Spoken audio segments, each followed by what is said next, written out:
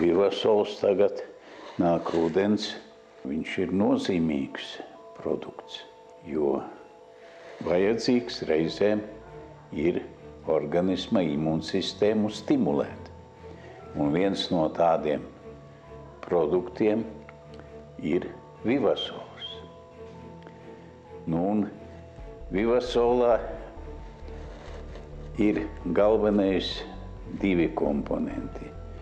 Viens ir kumelīšu ekstrakts, bet otrs ir patreiz vismaz Eiropā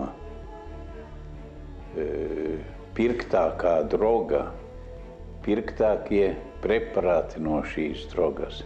Tie ir ekstrakti no ehinācijas. Amerikas indiāņi jau gadsimtiem ir lietojuši ehināciju veselības uzturēšanai un slimību ārstēšanai.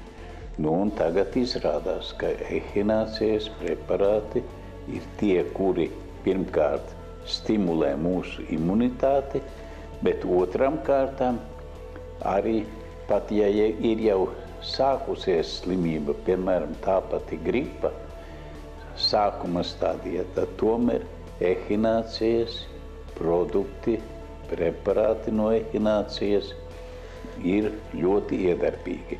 Vivasols, es domāju, ka tas ir vajadzīgs katram cilvēkam rudenī vismaz vienu porciju izdzert.